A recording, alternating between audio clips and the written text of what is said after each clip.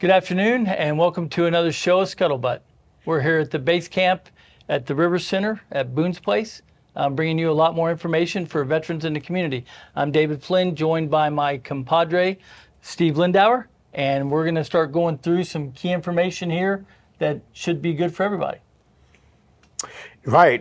Thanks. I've been gone a little bit, Colonel, so I'm glad you let me back in the fold here.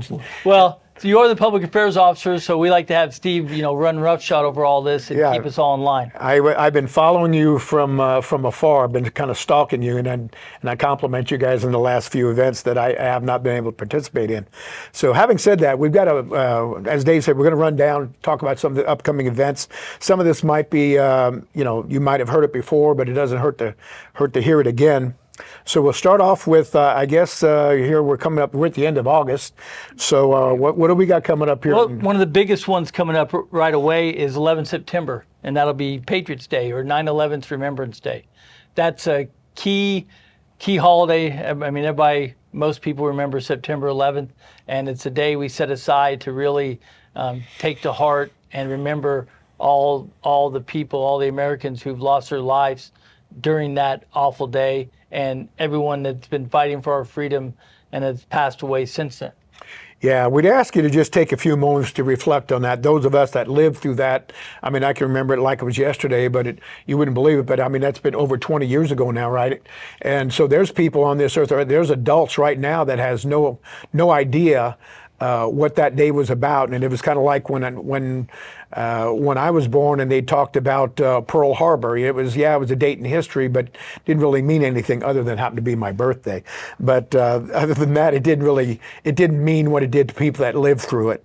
So we ask you to take a few moments on that day and just reflect on, and it wasn't just military, tons of military, but it was some of our own, a lot of civilians, our own countrymen. A lot of civilians, a lot of first responders, and one of the key points is, when you think about heroes, all heroes don't wear capes. I mean, if you look at our first responders, you look at our military, I mean, we all wear different uniforms or dog tags, but they're all heroes in every light. Might also be a good time with that same segment. There were probably more firemen and police officers, law enforcement officers, I'll just say in general, that were lost on that given day than any time in history. So a special shout out and a special, just a reflection to honor those firefighters and law enforcement officers that participated in that day and lost their lives and continue to do so to this day.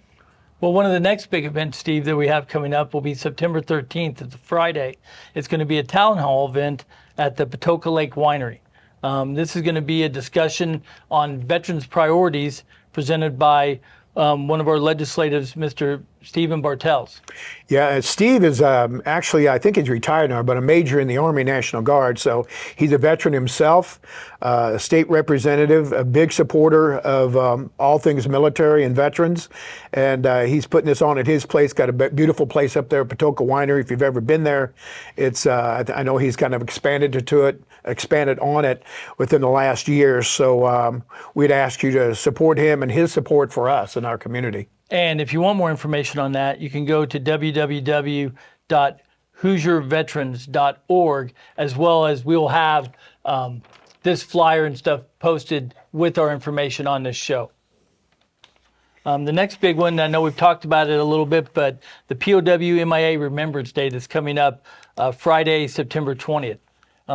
As you know, each third Friday in September, we do a special day to honor our POWs and MIAs. Yeah, and just recently in one of the previous tapings, I had the honor of meeting with Daryl Hensley, and Daryl was kind enough to go through all of the significance on that memory table, that POW MIA table, and pointing out exactly the significance of each item on the table, a salt shaker, a plate, a goblet, and there's actually meaning to all of it. So we thank Daryl for doing that for me. I couldn't remember all the items on there. I've seen those tables numerous times, but it's good to take a look at that and inform the public as to what all that means. It's not just another day. There's actually some significance about some of our POWs and MIAs that are missing to this day. And with that, we'll be celebrating that at Jasper VFW Post 673. Mr. Ed Ozer at 1830 on that day will be doing a ceremony in remembrance of a local POW or MIA person from here in Dubois County. So that is always a nice tie into the community, and it's open to the public, so we encourage you to attend.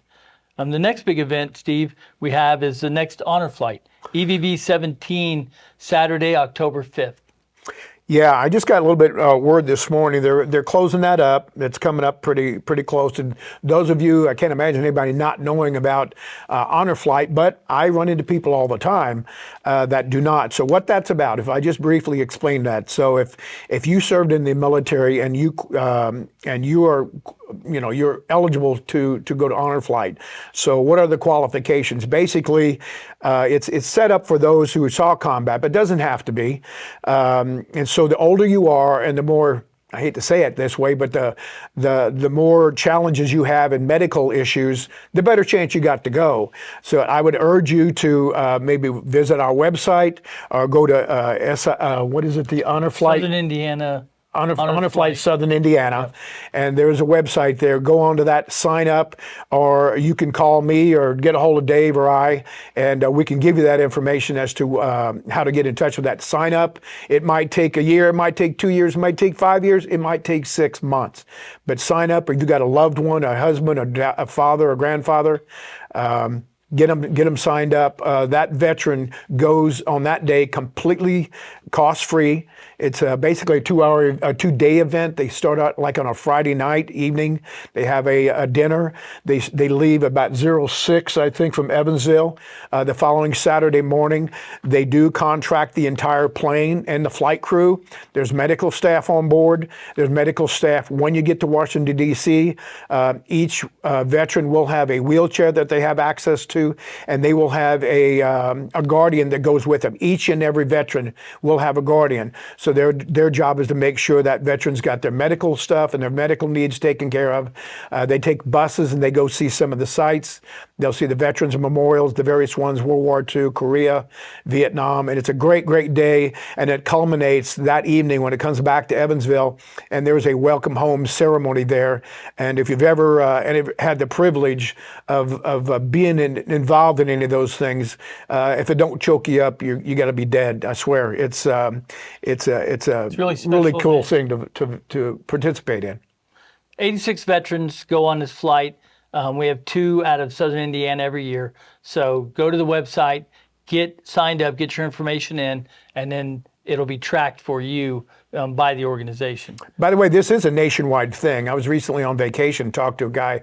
They were doing it out in Montana and California. So this isn't just Indiana, it's nationwide. That's a good point, because all 50 states, and you think about the number of veterans and planes and stuff that would be flying into D.C., it's important, and that's why it's structured the way it is, so it runs smoothly. The next event we want to finish up with will be the 3rd annual Veterans Roundup that we're going to have here in Dubois County. That's going to be put on by the Veteran Service Officer and office here in Dubois County, as well as a number of different organizations. It's going to be Friday, October 11th, here at the River Center, or Base Camp as we like to call it, from noon until 6 p.m. We would encourage you to come to that. Last year we had a really successful turnout. Love to invite you here. I'm actually going to be speaking about something that's near and dear to my heart. It's called NPLB Outdoors. It's about outdoor events for wounded veterans that come out and they can take part in outdoor activities. But there's a lot of other things as well. Lots of information going to be out there. So we encourage you to come join us. We will have the flyers and information posted with this episode, and they will be being distributed around town. But again, you need to get that on your calendar. It's going to be an all-day event. There'll be food trucks, there'll be raffles.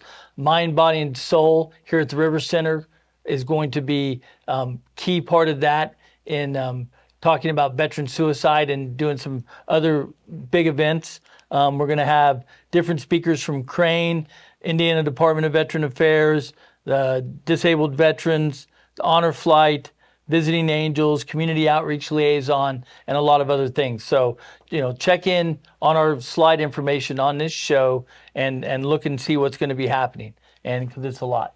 Yep, it's again, it was a great event last year. One of the things they did last year was I'm not sure who came up with it, but somebody came up with dog tags, and you can get your dog tags redone. And so I happen to have mine, but there's a number of guys that may have lost them in moves or whatever after they got in the military, and we would encourage you to take advantage of that. It won't cost anything. Come and get your dog tags remade, and if nothing else, get another set. I hang mine from my mirror on my truck, and we try to wear those. We're trying to kind of start a thing where on national holidays or patriotic holidays, 4th of July, Memorial Day, MIA, POW Day, wear your dog tags. Be proud of your service to our country. And it's not for us. It's not bring recognition to us. It's for those people that we serve with and may or may not have come back home. Well, that's a good point, Steve. And we're going to have to close the base camp down there as this episode is going to finish up. But we'll be coming back to you very soon with additional information and key points for the veterans and the community in Southern Indiana. Thanks a lot for tuning in. Thank you.